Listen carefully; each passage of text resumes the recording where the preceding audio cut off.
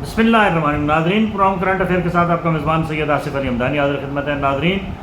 رات کو حکومت نے جو ہے وہ جیسے وہ ایک چکر دیا ہے،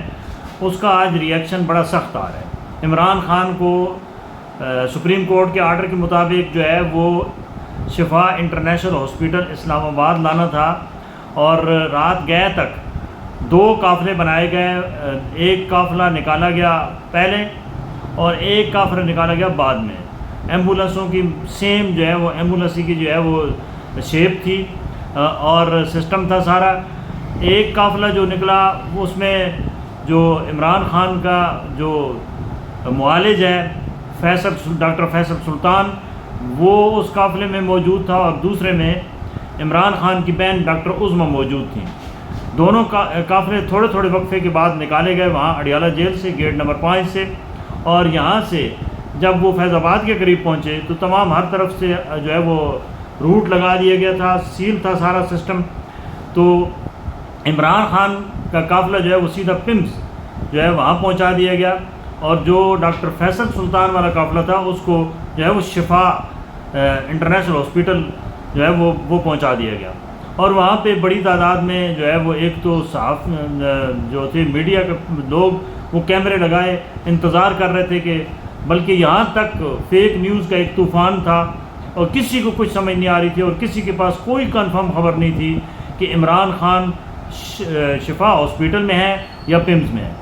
اور حکومت نے اپنا ایک فارمیلٹی پوری کر کے کہ جی ہم نے کورٹ آرڈر کو اوبے کیا، اور وہ عمران خان کی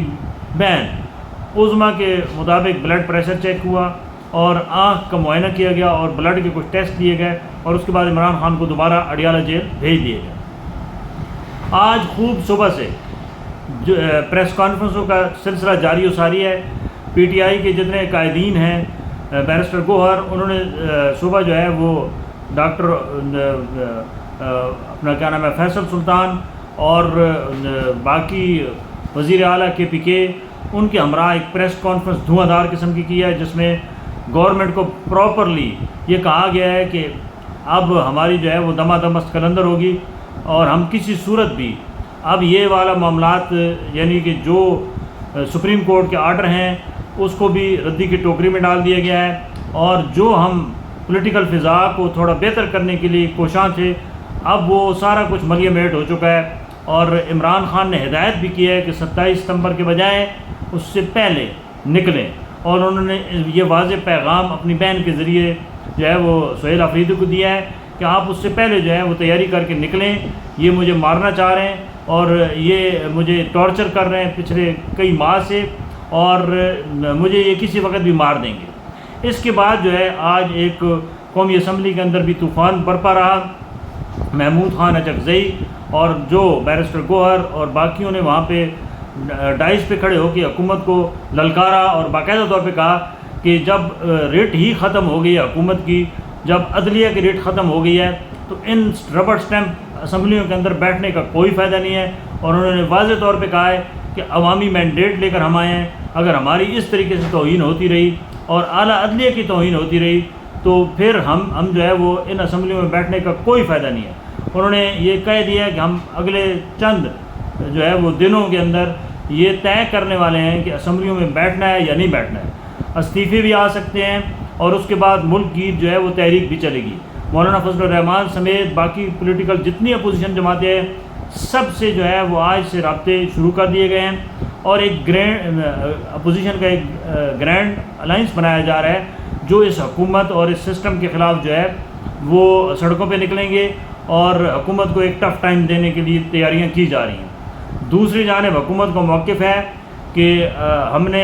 سپریم کورٹ کے آرڈر کو اوبے کیا ہے، اور ہم نے عمران خان کا طبی معائنہ کرا لیا ہے، عمران خان بالکل فٹ ہیں، اور یہ جتنا واویلا مچایا جا رہا ہے یہ اس کا کوئی سمجھ لو کہ حقیقت سے تعلق نہیں ہے۔ اور پی ٹی آئی کے جو قائدین ہیں وہ سخت برہم ہیں، وہ کہتے ہیں کہ حکومت جو ہے وہ ہمارے ساتھ جو ہے وہ ڈبل گیم کرتی ہے، ہمیں انہوں نے دھوکہ دیا ہے، اور جو طاقتور حلقے ہیں وہ حکومت کی بھی بات نہیں مان رہے ہیں، وہ سپریم کورٹ کو بھی نہیں مان رہے ہیں، وہ ہر چیز کو بلڈوز کر رہے ہیں۔ لہٰذا ہمیں ان سے کوئی توقع نہیں ہے، نہ انصاف کی توقع ہے، نہ ہی جو ہے وہ عمران خان کی جو صحت سے متعلقہ ہے وہ یہ کوئی مسئلہ حل کرنے کے لیے سنجیدہ ہیں۔ اس موجودہ صورتحال کے تناظر میں بہت سارے تجزیہ نگاروں کا یہ کہنا ہے کہ یہ کیونکہ ایک جو طاقتور حلقے ہیں ان کا یہ اسٹنٹ تھا، انہوں نے یہاں سے عمران خان کو گھما کے لے کر گئے، تو ان کو یہ پیغام دیا گیا ہے کہ ہم عمران خان کو اگر پمز ہاسپٹل تک لا سکتے ہیں تو بنی گالہ بھی لا سکتے ہیں، اور اگر آپ نے جو ہے وہ 28ویں ترمیم نئے صوبوں کی حمایت نہ کی اور وہ بل سینٹ اور قومی اسمبلی سے پاس نہ کرایا تو ہم عمران خان کو جو ہے وہ اسپیئر کر دیں گے اور وہ جانے اور آپ جانیں، جس کی وجہ سے یہ پریشر ایک نیا ڈیولپ ہوا ہے۔ اور یہ پولیٹیکل دونوں جو بڑی جماعتیں ہیں نون لیگ اور پیپلز پارٹی اب یہ سر جوڑ